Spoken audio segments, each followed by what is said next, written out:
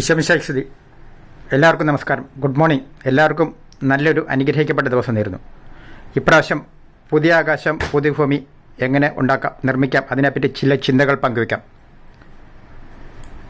പ്രശസ്ത എഴുത്തുകാരനും ധ്യാനഗുരുവും ആയ ബോബി കക്കാട്ടിലച്ചൻ പറയുന്നു, നമ്മൾ ജീവിതത്തിൽ കണ്ടുമുട്ടുന്ന എല്ലാവരും നമ്മുടെ ഗുരുവാണ്. എല്ലാവരിൽ നിന്നും എന്തെങ്കിലും പഠിക്കാനുണ്ടോ? ശിഷ്യന്മാരുടെ പാദങ്ങൾ കഴുകിക്കൊണ്ടോ നിങ്ങളുടെ ഗുരുവും കർത്താവുമായ ഞാൻ നിങ്ങളുടെ പാദങ്ങൾ കഴുകി നിങ്ങളും പരസ്പരം എളിമയുള്ളവരാകുവിൻ, ഇതുപോലെയൊക്കെ ചെയ്യുവിൻ എന്ന് പറഞ്ഞ പരമഗുരുവായ ഈശോയുടെ മുമ്പിൽ ഞാൻ ശിരസ്സ് നമിക്കുന്നു. നമ്മുടെ ഉപനിഷത്തുകൾ പറയുന്നു, as is the atom, so is the universe. As is the microcosm, so is the macrocosm. As is the human body, so is the cosmic body.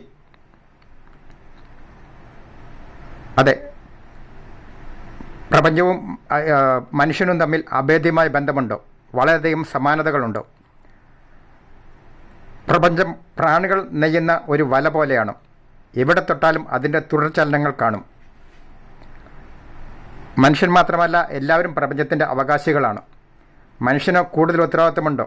മനുഷ്യൻ അതിനെ സ്വാർത്ഥതമൊത്ത് നശിപ്പിക്കാതെ വരും തലമുറയ്ക്ക് കൈമാറേണ്ട ഒരു പരിപാലകൻ കൂടിയാണ്. ഒരു വിത്തിൽ ഒരു മരം ഒളിഞ്ഞിരിക്കുന്നു, ഒരു മനുഷ്യനിൽ ഒരു വംശവും. സ്വന്തം സ്വാർത്ഥതയ്ക്ക് വേണ്ടി സ്വന്തം വംശത്തെ അബോർഷൻ എന്ന തിന്മവഴി അല്ലെങ്കിൽ ഭ്രൂണഹത്യ എന്ന തിന്മവഴി ഇല്ലാതാക്കുന്ന ഒരേ ഒരു ജീവി മനുഷ്യൻ മാത്രമാണ്.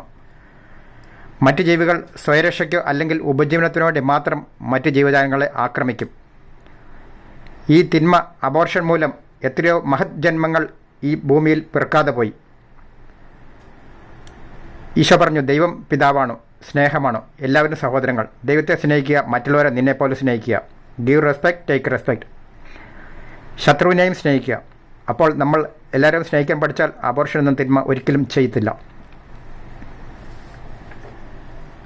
കഴിഞ്ഞ കോവിഡ് കാലത്ത് നാം ഒരു അത്ഭുതം കണ്ടു. മനുഷ്യൻ തടവിലാക്കപ്പെട്ടപ്പോൾ അന്തരീക്ഷ മലിനീകരണം മൂലം വളരെ ദൂരെ നിന്നും ദൃശ്യമല്ലാതിരുന്ന ഹിമാലയത്തിൻ്റെ ഭംഗി വളരെ ഭംഗിയായി കാണാൻ പറ്റി. മഴ പെയ്യുന്നത് എങ്ങനെയെന്ന് നമുക്കറിയാം. എല്ലാത്തരം വെള്ളവും സൂര്യൻ്റെ ചൂടിൽ ആവിയായി മുകളിൽ ഉയർന്നോ ആകാശത്തിലേക്ക് ഉയർന്നോ പിന്നെ മേഘമായി കനീഭവിക്കുന്നു, പിന്നെ മഴയായി പെയ്തിറങ്ങുന്നു. ഭൂമി പുതുജീവൻ പ്രാപിക്കുന്നു. നമുക്ക് സോപ്പ് ഉപയോഗിച്ച് ദേഹം ശുദ്ധിയാക്കാം. നമുക്ക് വിചാരത്താലും വാക്കാലും പ്രവൃത്തിയാലും നമ്മളോടും മറ്റുള്ളവരോടോ പ്രകൃതിയോടോ പ്രപഞ്ചത്തോടോ ദൈവത്തോട് ചെയ്ത എല്ലാ തെറ്റുകൾക്കും നമ്മുടെ മനസ്താപത്തിൻ്റെ ചൂടൽ മാപ്പ് ചോദിക്കാം. അവ മനസ്താപത്തിൻ്റെ ചൂടിൽ ഉയരങ്ങളിലേക്ക് ഉയരട്ടെ, ആകാശത്തിലേക്ക് ഉയരട്ടെ, ദൈവത്തിലേക്ക് ഉയരട്ടെ.